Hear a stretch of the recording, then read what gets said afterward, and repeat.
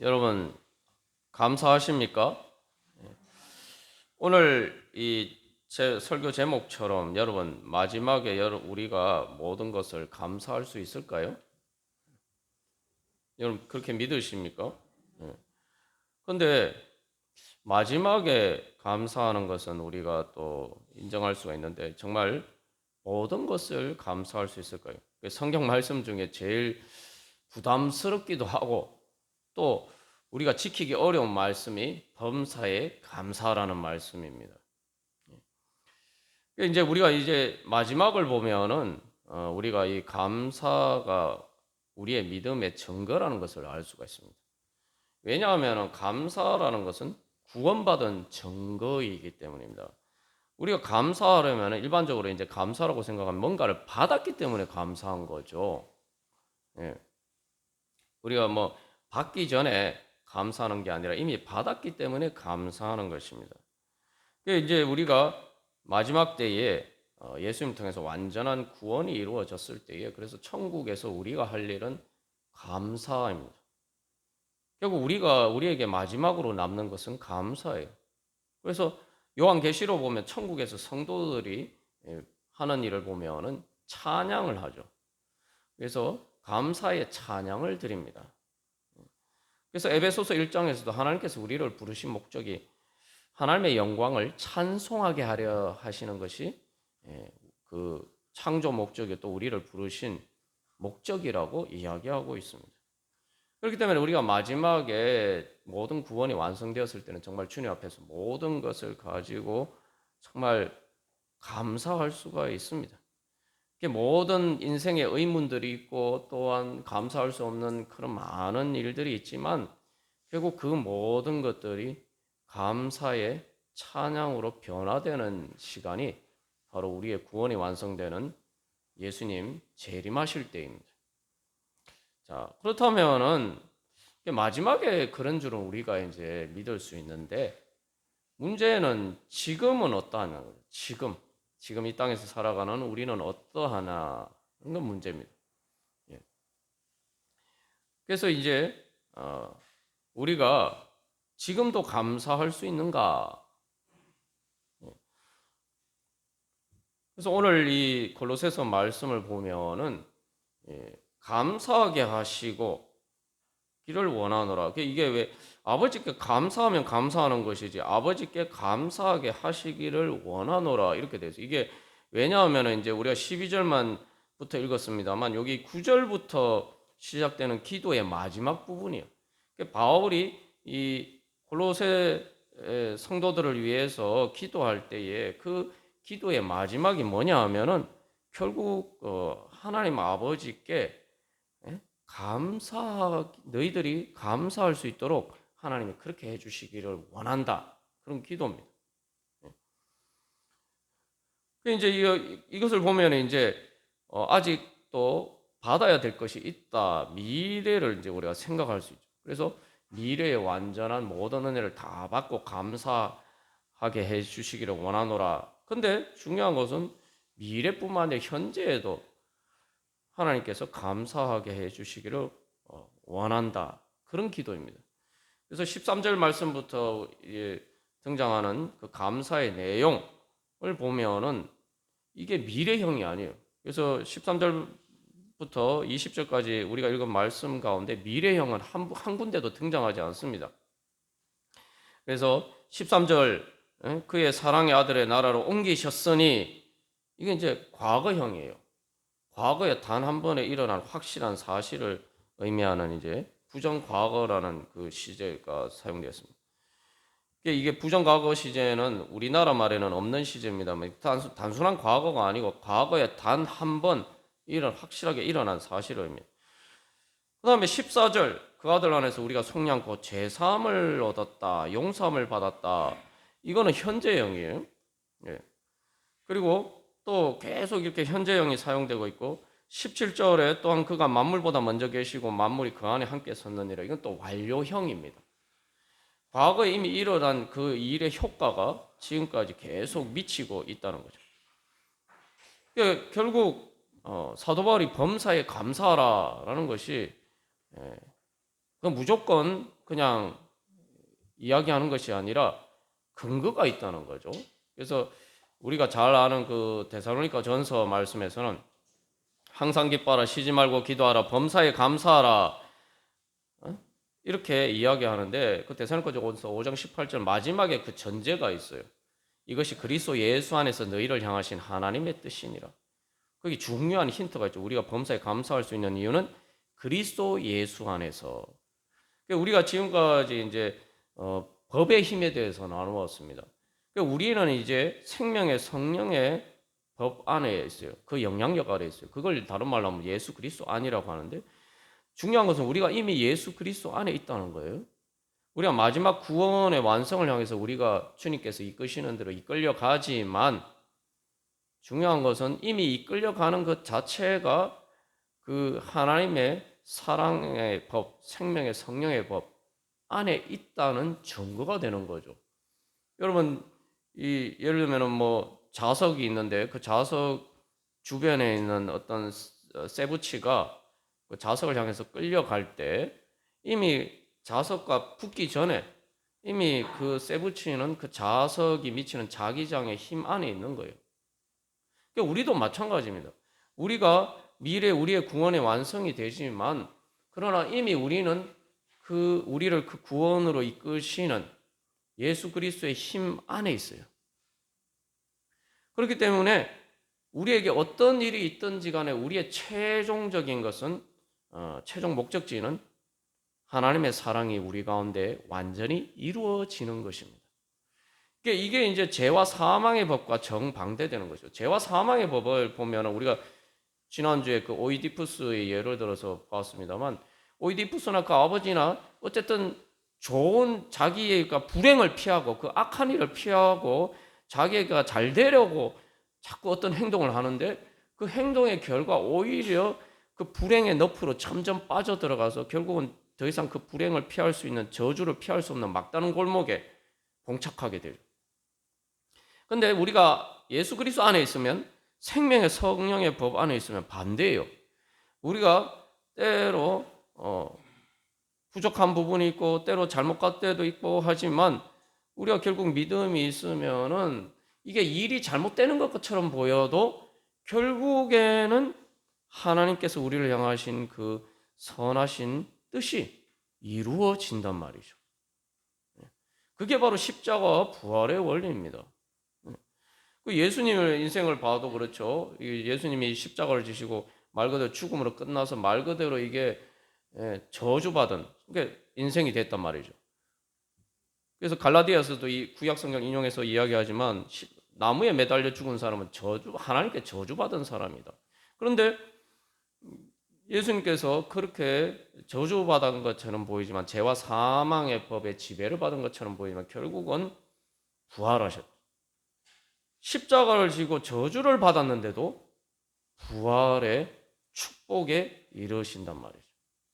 예수님이 그렇게 하신 것만, 예수님만 그렇게 하라고 보여주신 게 아니라 예수님을 믿는 우리가 바로 그 예수님의 영향력 안에서 우리의 삶도 때로는 십자가의 죽음과 십자가 같은 고난이 있고, 또 예수님이 십자가에서 죽으신 것처럼 우리의 육신이 죽을지라도 결국 우리는 모든 것이 합력하여 선을 이루어서 결국 우리의 마지막 종착지에 갔을 때는 가장 선한, 우리가 이 땅에 살면서 기대하거나 생각하는 그 어떤 것과 비교할 수 없는 놀라운 하나님의 영광의 아름다운 그 자리에 우리가 서게 된다는 것입니다.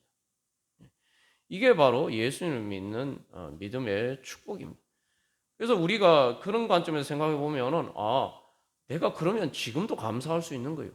내가 지금 어떤 길을 가든지 중요한 것은 내가 예수님만 어떻게든 붙들고 예수님 믿음으로 주님의 뒤만 따라가면은, 지금 내가 어떤 길을 가든지 간에 결국은 그 길은 하나님 나라의 그 완전한 영광을 향해서 가는 그런 아름다운 길이 된단 말이죠.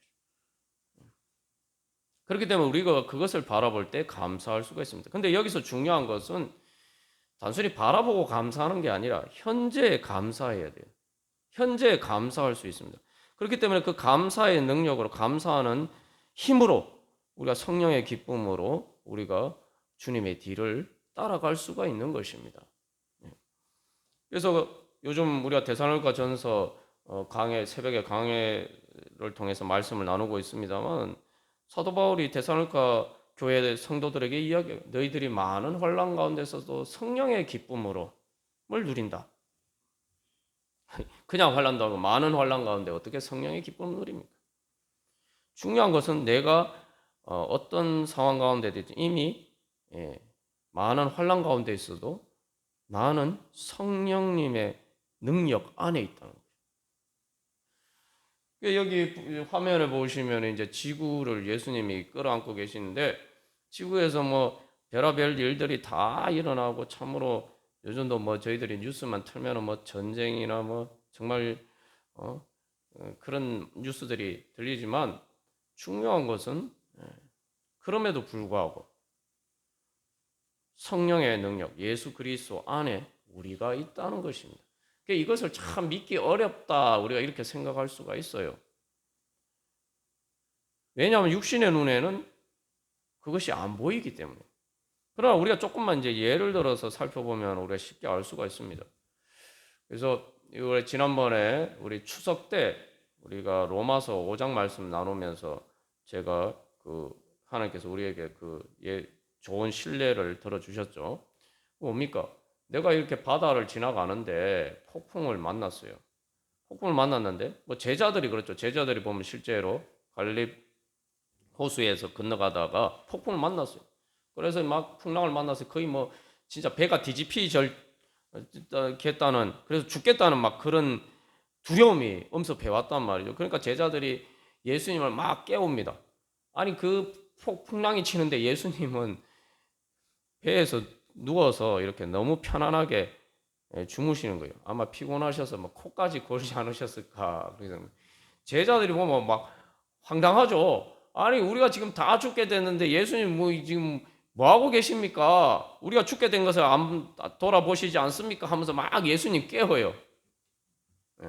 결국 예수님께서 일어나셔서 그 풍랑을 꾸짖어서 잠잠케 해주셨죠. 자, 그러면 여기서 우리가 한 가지, 예수님이 그러면은 제자들이 예수님을 안 깨웠으면 배가 뒤집혀져서 바다에 빠졌을까요?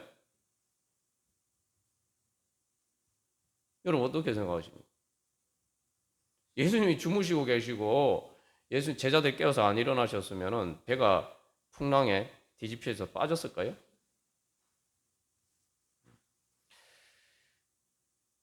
우리가 인생에서 어떤 풍랑 가운데 있어도 중요한 것은 내가 예수님 안에 있으면은 절대 어떤 풍랑 가운데에서도 빠지지 않는 배 안에 있는 거예요. 물론 그 풍랑 가운데 있으니까 배가 막 흔들리고 막 요동치고, 또 막상 그 배에서 밖을 바라보면 어떻습니까? 정말 두렵죠. 예? 예. 정말 당장 죽을 것 같은 그런 두려움이 엄습하지만, 중요한 것은 그 배 안에만 있으면 빠져 죽지 않는다는 거예요. 그리고 그 풍랑은 지나가고 다시 잔잔해지고 그 배는 소망의 항구에 도달하게 됩니다. 우리가 예수님을 믿을 때 바로 그 예수님을 믿어요. 예수님이 우리의 주님 되시고 예수님이 우리의 선장 되시면은, 예수님이 선장 되셔서 이끌어 주시는 그 배를 우리가 타고 있는데, 그 구원의 방주를 타고 있는데, 그 구원의 방주를 예수님이 운행하시는 그 배를 뒤집어 놓을 파도가 있습니까? 거기서 중요한 것은 우리가 이제 그 파도만 보다 보면 막 휩쓸려서 이 배 난간에 막 그렇게 걸터져 있다가 잘못하면 이게 밖으로 떨어질 수도 있죠. 그런 일만 없으면 돼요. 다시 말하면 예수 그리스도 안에만 있으면은 우리가 걱정할 필요가 없다는 거죠. 그러니까 우리가 걱정해야 될 거는 내가 예수 그리스도를 떠나느냐.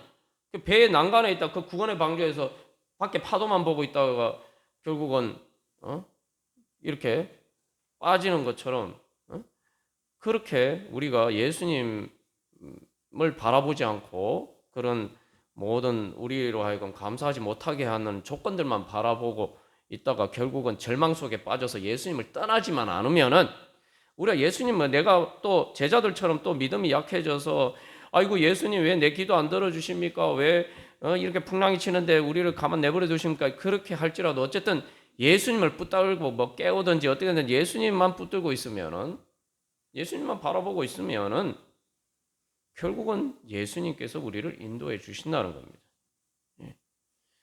그걸 믿을 때 우리가 감사할 수 있어요. 자, 그런데 어쨌든 뭐 그래도 중요한 것은 풍랑 안 만나고 지나가면 좋은데, 그런 풍랑을 만나면 괴롭잖아요. 막 토하기도 하고 막 괴롭잖아요. 결과적으로 잘 됐으니까 감사해야 된다. 또 우리가 이렇게 생각할 수가 있습니다. 그런데 오늘 골로새서 말씀이 우리에게 보여주는 감사의 제목은 결과적으로 잘 됐기 때문에 감사하는 게 아니에요. 예수님께서 항상 나를 붙들고 계시기 때문에 감사한다는 겁니다.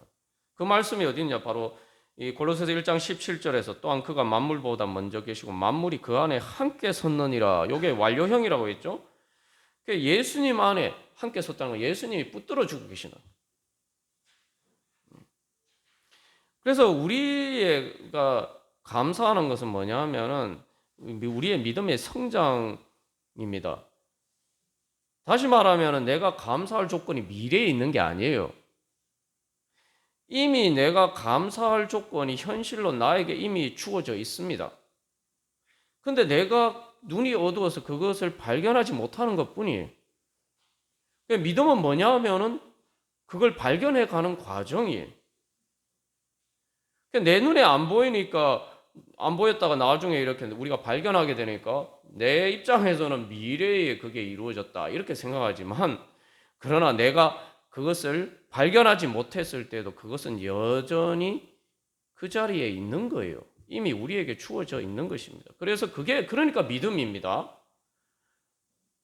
주님께서 이미 주신 것을 내가 발견해 가는 과정이 우리의 믿음의 성장 과정입니다.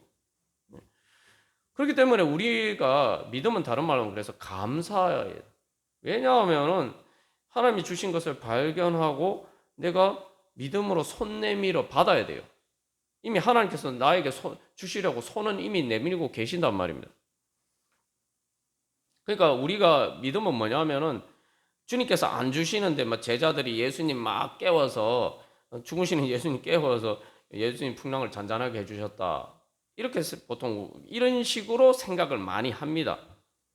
그런데 중요한 것은 예수님 제자들이 예수님을 깨워서 배가 안전한 게 아니에요. 예수님이 그 자리에 계셨기 때문에, 예수님이 제자들과 함께 계셨고 예수님이 계신 배에 제자들이 있었기 때문에 안전한 겁니다.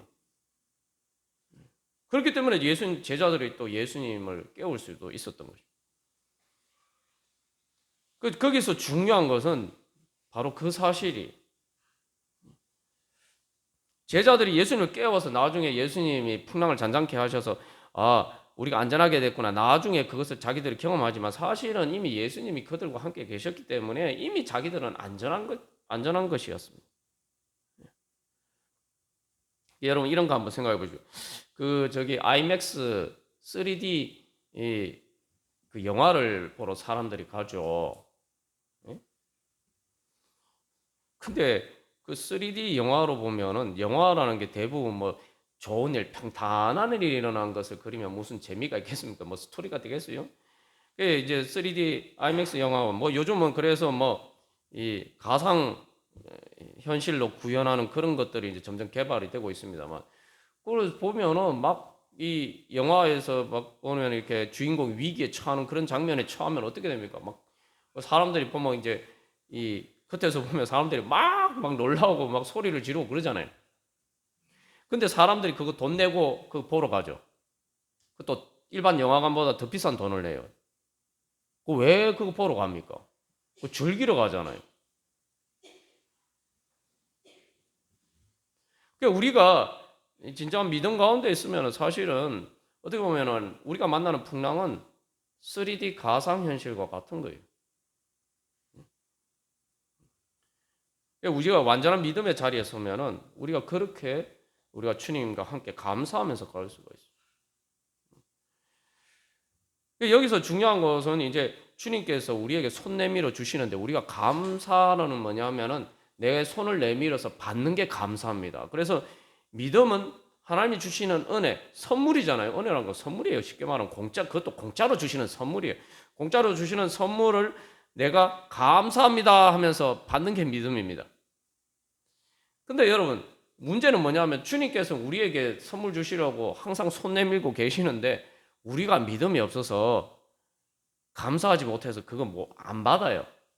안 받으면 다행인데 자꾸 엉뚱한 데만 보면서 그걸 뿌리친단 말이에요.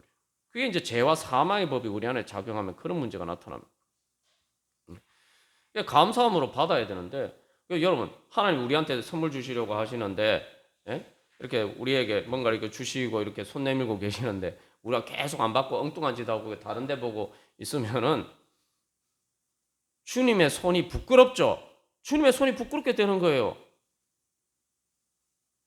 여러분 한번 생각해봐요. 여러분이 누구한테 뭔가 주려고 이렇게 하는데 그 사람 별로 신경도 안 쓰고 그냥 받지도 않고 그렇게 하면은 내 선물 주려고 한 내가 얼마나 부끄러워집니까? 그러니까 사실 그것은 이제 날 무시하는 거죠. 상대방을 무시하는 거예요. 그러니까 우리가 주님께 그렇게 할 때만. 그래서 예배라는 게 뭐냐? 예배는 주님께 영광 돌려드리는 거예요. 주님을 존귀하게 높여드리는 건데 우리가 주님을 존귀하게 높여드리면 뭐 어떻게 하겠어? 내가 주님 위해서 충성하고 뭐 이런 것은 그 다음 문제고 제일 먼저 해야 될 일 그래서 주님이 주신 은혜를 주님께서 뭔가를 주시면은 주님 너무 감사합니다. 어떻게 저에게 이렇게 귀한 것을 주십니까? 아멘 하고 기쁘게 받아야 돼요. 감사하면서 받아야 돼요. 그러면 그게 바로 주님께 영광 돌려드리는 겁니다. 주님의 손을 부끄럽게 하지 않고. 근데 뭐 제 자신의 인생을 돌아봐도 그렇지 못할 때가 사실 많았어요. 주님의 손을 부끄럽게 뭐 잠시 잠깐 그런 정도가 아니라 뭐 때로는 몇 년 동안 그렇게 주님이 손 내밀고 계시는데 주님의 손을 부끄럽게 한 적도 많아요. 그러니까 이제 깨닫고 나니까 이제 회개를 하는 거죠. 그래서 감사는 뭐냐? 믿음은 뭐냐? 주님이 나에게 은혜로 주신 것을 발견하고 받는 것입니다. 그 예수님이 천국에 대한 비유를 말씀하실 때도 뭐라고 하세요? 말씀하십니까? 밭에 감추인 보물이다. 천국은 밭에 감추어진 보물이다. 그래서 그 밭에 진짜 귀한 보물이 있는 줄 아는 사람은 자기 전 재산을 팔아서 그 밭을 사서 그 보물을 차지한다는 거죠. 천국이 멀리 있는 게 아니라 이미 감추어져 있다는 거예요. 이미 감추어져 있다고 해서 사실 이미 밭이라는 건 일상적으로 우리가 사는 것, 자기가 일하는 것 아닙니까? 내 삶의 현실, 일상에 이미 하나님께서 천국의 보물을 우리에게 다 주셨다는 거예요. 근데 우리가 그걸 깨닫지 못한단 말이죠. 그래서 그것을 구하지도 않고 받지도 않는. 그러나 그것을 깨달으면은 감사하면서 이게 웬 횡재냐? 와, 대박이다. 이제 뭐 우리가 보통 그렇게 하면서 그것을 받기 위해서 정말 기쁨으로 주님께 손 내밀어서 받는다는 것입니다. 그게 감사고 그게 믿음입니다. 그래서 내가 진짜 믿느냐 안 믿느냐 우리가 이 점검을 해봐야 돼요. 그래서 내가 예수님 믿는다 생각하면 사실 예수님 안 믿을 때가 많아요. 그래서 제가 이거 사실 이 얘기는 뭐 수도 없이 제가 뭐 여러 번 반복해서 말씀을 드리는 이유가 사실 우리가 그렇게 되지 않도록 하기 위해서 제가 자꾸 말씀을 드리는데 철로 역정의 마지막에 그 1편 마지막에 무지가 천국 문 앞에서 떨어져 지옥으로 떨어지잖아요. 우리가 그런 신앙생활 하면 안 돼요. 내가 예수님 믿고 그래서 난 천국 간다 생각했는데 천국 못 가면 어떻게 합니까? 그래서 여러분 내가 진짜 천국 갈 수 있는 믿음을 가지고 있느냐 계속 우리가 이걸 점검해 봐야 돼요. 하나님께서 오늘 우리에게 그것을 검증할 수 있는 기준을 하나 주셨는데 그게 뭐냐 하면 내가 감사하느냐. 내가 감사하는 마음이 주님께 있다면은 나는 참된 믿음을 가지고 있는 겁니다. 주님께 감사하는 믿음, 마음. 왜냐하면은 믿음이라는 건 하나님의 은혜를 받는 것인데 하나님의 은혜를 받으면 감사 안 할 수가 있습니까? 말 그대로 오늘 주님께서 말씀하시는데 우리를 흑암의 권세에서 건져내서 그의 사랑의 아들의 나라로 옮기셨으니.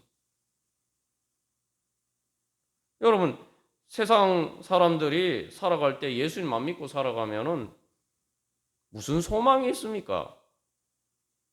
인생의 마지막에 무엇을 추수할 수 있습니까? 우리가 이거에서 지난번에도 나눴습니다만 여러분, 내 인생의 마지막 가을에 무엇을 추수할 수 있느냐? 죽음으로 끝나면 내가 추수할 게 아무것도 없어요. 에? 내가 모아놓은 것도, 내가 추수해서 모아놨다고 생각했던 것도 다 내버려야 된단 말이에요. 정말 이게 무서운 일입니다. 여러분, 그래서 제가 다시 한번 말씀드리면, 세상에서도 사람이 죽는 순간, 사망 신고되는 순간, 법적으로 등기를 안 해도 그 사람, 내 재산은 다 다른 사람 재산이 돼버려요. 내 자식이든 뭐 다른 사람.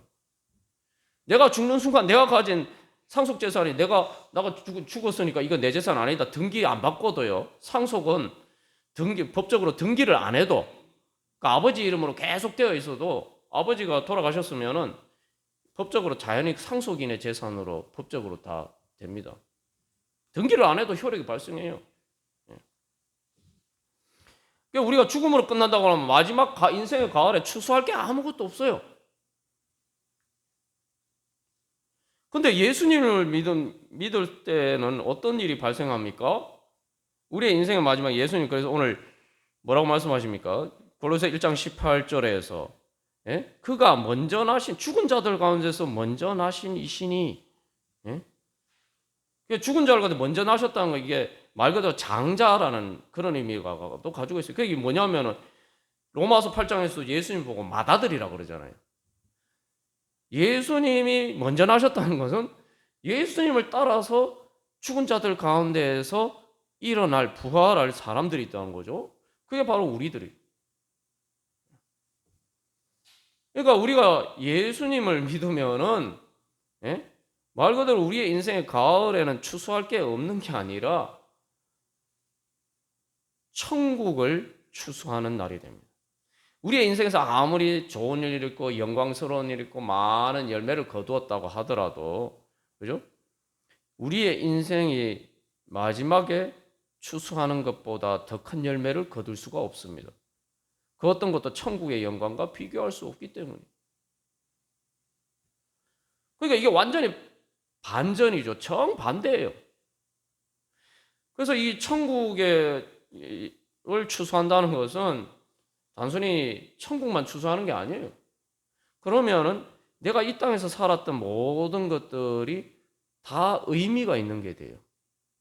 내가 고생한 것도, 내가 힘들었던 것도, 내가 슬펐던 것도, 내가 고통스러운 그 모든 것들도 헛되지 않고 모든 것이 아름다운 열매로 우리가 다 추수할 수가 있는 거예요. 그리고 그 추수의 열매는 말 그대로 이게 우리가 이 땅에서 수고한 그 열매가 그냥 뭐 열매 맺히는 정도가 아니라 그 열매가 무한하고 영원한 열매란 말이에요. 이제 우리가 이 땅에서 이제 투자를 해서 뭐 대박을 터뜨린다 이럴 때도 뭐 1년에 뭐 이것도 여러 번 나눴으면만 우리가 천국과 비교하면 뭐 10% 20% 수익을 거두면은 펀드는 20% 10% 넘어서 수익을 거두면은 참 잘 운영되는 펀드예요. 근데 우리가 나눴죠. 가을에 추수하는 것, 별을 추수할 때는 거의 많이 경우는 100배예요. 퍼센테이지로 하면 10,000%예요. 인간이 하는 어떤 일 중에도 어떤 수익도 10,000% 수익을 거두는 그건 투자는 없어요. 근데 여러분, 우리는 매 가을마다 10,000%의 수익을 거두는 투자를 봅니다. 사람들이 거기에다가 박하게 가격을 매서 쌀값이 싸니까 깨닫지 못하지만 아니 쌀을 공장에서 만들 수 있는 공장에서 만들지 뭐하는데 농사를 짓습니까? 벼 하나를 심었는데 가을 되면은 거의 뭐 많이 맺히면 100알까지 맺힌다고. 투자를 해가지고 여러분 100배 수익을 거두는 투자가 세상에 어디 있습니까? 하나님이 우리에게 자연에게 주신 것도 그러한데 천국의 열매는 하나님 나라에 예수님 재림하실 때 우리에게 주신 오늘 말씀하신 그의 사랑의 아들, 예수님의 사랑의 아들의 나라. 그래서 12절에 뭐라고 얘기합니까? 왜 감사하느냐 하면 우리로 하여금 빛 가운데서 성도의 기업의 부분을 얻기에 합당하게 우리에게 그런 자격을 주셨다는 성도의 기업의 부분. 성도의 기업이 뭔가? 하나님 나라에 우리 몫이 있다는 말이죠. 부분이라는 게 몫이라는 말이에요. 내 몫으로. 그 하나님 나라에 내 몫이 있어요. 그래서 그것을 얻게 해주신 하나님께 감사한다. 그 몫이 뭡니까? 그 몫이 하나님 나라의 영생인데 그건 말 그대로 영생이잖아요. 영원 무궁한 거 아닙니까? 그럼 무한대잖아요. 내가 이 땅에서 주님을 따르면서 뭐 어떤 고난을 겪었든 내가 뭐 환난을 겪었든 내가 열매를 거두는데 뭐 별을 거두는 것처럼 100배 정도가 아니라 무한대로 거둔다. 무한대. 그죠? 그래서 수학의 리미트 극한 계산할 때 보면은 무한대로 나누면 다 제로죠. 결국 그래서 그러면은 우리가 말 그대로 이 땅에서 우리가 겪은 모든 고통이 다 제로가 되는 거예요. 때로는 지옥 같은 고통을 겪어도 정말 무한한 고통처럼 느껴지는 것도 결국은 하나님이 주시는 은혜 앞에서는 모든 것이 제로가 됩니다. 제로가 된다는 건 사라져 없어진다는 거예요. 그게 하나님께서 우리에게 예수님을 통해서 주시고자 하시는 은혜입니다. 그러니까 우리가 그것을 바라보기만 해도 기쁘고 감사할 수밖에 없어요. 우리가 제대로 믿으면은. 자, 제가 이렇게 막 여러 가지 예를 들어서 말씀드렸잖아요. 여러분, 동의하십니까? 우리가 예수님 믿는 그 논리에 따라서 이야기하면 이게 다 제가 여러분께 드린 말씀이 다 맞는 얘기 아닙니까? 근데 우리가 그렇게 믿습니까? 여러분 한번 생각해 보십시오. 여러분이 로또 복권을 아직 사지도 않았어요. 근데 2025년 뭐 10월 셋째 주 로또 복권 1등 당첨 번호가 뭔지 여러분이 알고 있어요. 어떻게 알게 됐어요? 뭐 하나. 자, 근데 아직 그러면은 여러분 아직 로또를 뭐 사지도 못하고 뭐 1년을 기다려야 되는데 만약에 여러분이 그걸 이제 아신다면은 여러분 마음이 어떠시겠습니까? 그 1년 동안 살아갈 때 여러분이 기분이 어떠하시겠어요?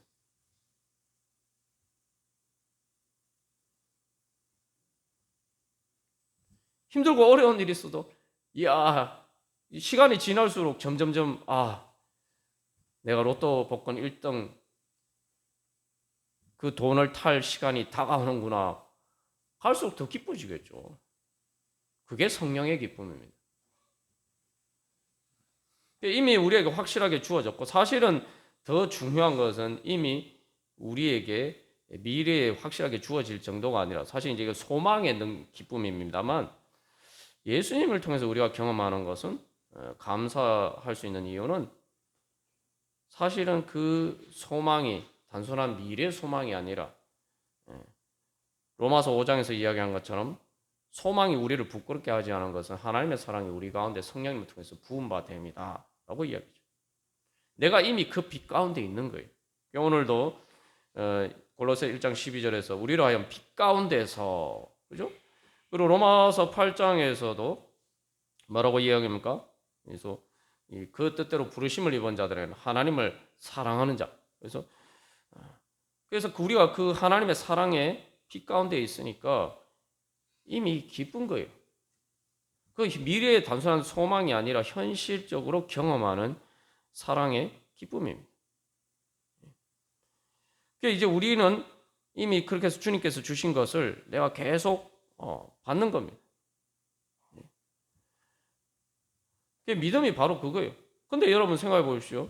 하나님이 우리에게 주시려고 하는데 내가 그것을 받지 않고 있으면은 나 안 믿는 거죠. 안 믿는 거죠. 그래서 이 감사라는 것에는 중요한 한 가지가 있습니다. 뭐냐면은 감사의 본질은 받은 것에 귀한 가치를 알 때만이 감사할 수가 있어요. 하나님 나에게 주신 은혜의 귀한 가치를 알 때만이 진짜 내가 감사할 수가 있습니다.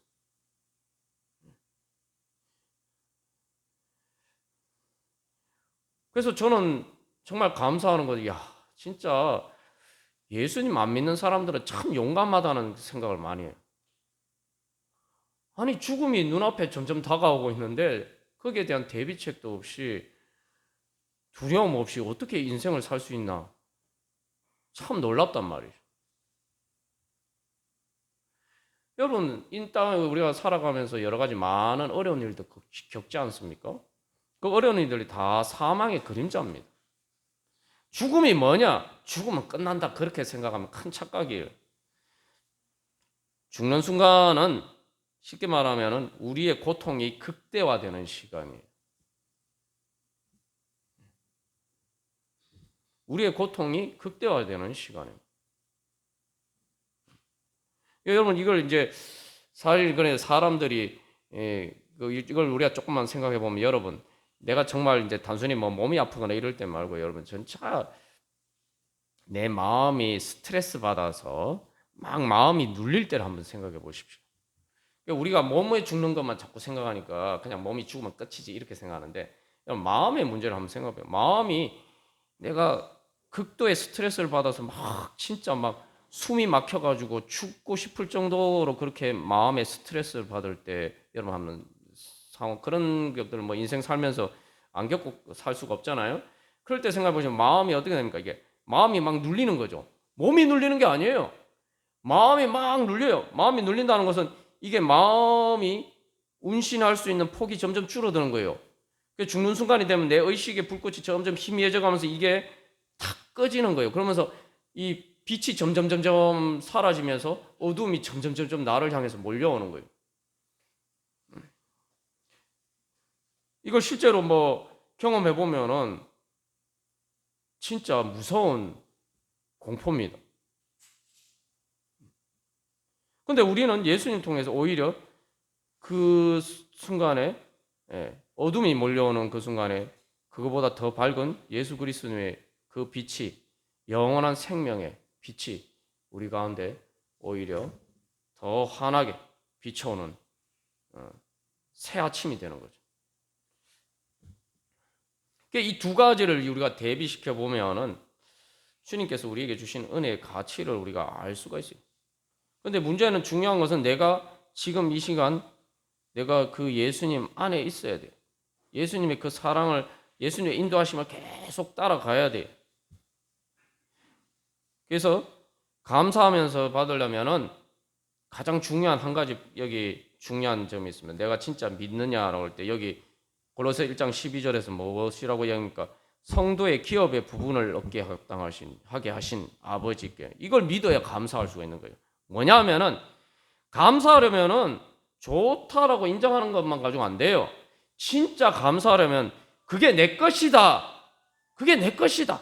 내 몫이다. 그렇게 생각이 돼야 돼요. 아무리 좋은 게 있어도 뭐 저건 내가 얻을 수 없는데, 저건 내 거 아닌데, 이렇게 생각하면은 어떻게 감사할 수 있겠어요? 진짜 감사하려면 내 것이다. 이 생각이 분명해야 돼요. 그러면은 그때부터는 이게 귀한 게 되는 거죠. 내 것이다. 하나님이 나한테 주신 은혜다. 이건 내 몫이다. 그러니까 여러분, 내 몫을 잘 챙겨야 돼요. 우리가 이 땅에서 뭐 내 몫이라고 생각하는 건 다 내 몫 아닙니다. 예? 결국은 다른 사람한테 다 주고 떠나야 될 거예요. 살 빌려 쓰는 거죠. 근데 진짜 내 몫이, 영원한 내 것이 있잖아요. 그죠? 아, 이건 내 것이다. 그래서 그 하나님이 우리에게 주신 내 몫으로 주신 성도의 기업의 부분, 이것을 여러분 잘 챙겨야 돼요. 그 내 것이라고 생각하면은 사람들이 자기 것 챙기는 데는 정말 무섭잖아요. 예? 자기 것 조금만 작은 거라도 아무리 뺏기면은 막 분하잖아요. 그런 마음처럼 우리가 주님께서 주시는 내 몫을 내가 꽉 붙들어야 돼요. 그 내 거라고 생각하고 내가 감사함으로 받아요.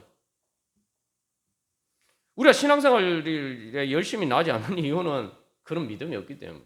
신앙생활을 왜 합니까? 신앙생활이라는 게 말씀과 기도와 예배를 통해서 내가 실제로 하나님 내 몫으로 주신 것을 내가 그것을 붙잡 받는 시간이에요, 여러분. 하나님께 뭐 예배 드린다고 그러지만 엄밀하게 얘기하면 앞에서도 말했지만 믿음이에요.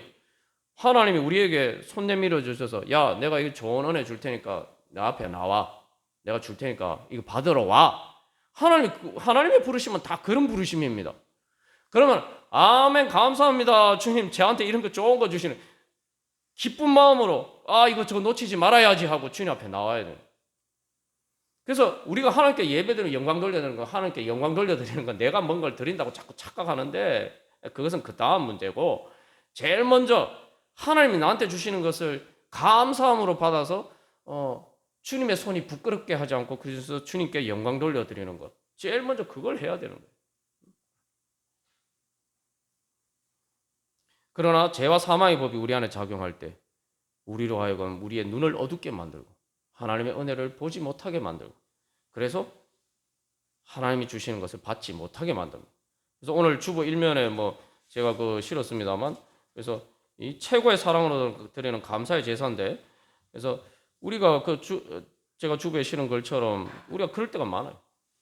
우리가 다시 한번 오늘 이 추수감사절에 내가 정말 감사한 거 사실 우리가 현실에 어떤 어려움이 있어도 우리의 종말만 생각해도 이건 평생 감사해도 모자라요. 그런데 주님께서는 그런 주님의 은혜를 알고 주님 앞에 나아가면은 우리가 종말이 아니라 지금 우리 가운데서 임재하셔서 우리와 함께 하시면서 우리에게 물 붓듯이 부어주시는 그 사랑의 은혜, 천국의 은혜를 경험할 수가 있습니다. 그렇기 때문에 내가 얼마나 진짜 감사하느냐, 그냥 내가 의무로 감사하는 게 아니라 내가 진짜 얼마나 내 마음에서 감사가 우러나느냐, 그것이 바로 내 믿음의 척도를 결정합니다. 내가 믿음이 얼마나 성장했느냐를 실제로 보여주는 것입니다. 그러나 우리가 그렇다고 내 믿음이 부족하다고 실망할 필요가 없어요. 내가 감사합니다. 주님 받기를 원하오니 주님 주시옵소서. 그렇게 또 믿음으로 나아가면 우리가 또 그런 은혜의 자리에 설 수 있습니다. 우리 그런 믿음으로 오늘 주님 앞에 나가기를 간절히 소망합니다. 우리 한 주간 기도문 같이 읽고 우리 같이 기도드리겠습니다. 1번 제가 먼저 읽겠습니다. 선하신 하나님께서 우리의 창조주 유일신이 되어 주심을 감사합니다.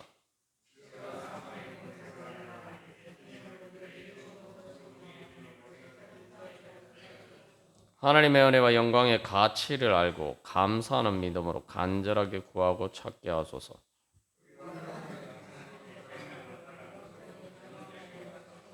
같이 읽겠습니다. 우리의 삶이 감사의 찬양으로 드리는 산제사가 되게 하소서. 우리 시간 주님 믿습니다. 이미 주님께서 우리에게 예수를 통해 주신 완전한 은혜 믿습니다. 주님 그 은혜 받기를 원합니다. 기쁘고 감사함으로 주님 받기를 원하오니 주여 주시옵시고 우리의 믿음의 눈을 뜨게 하여 주셔서 주님의 그 은혜 받게 하여 주시옵소서. 우리 함께 감사합니다. 주님 감사하게 하여 주시옵소서. 우리 기도하겠습니다.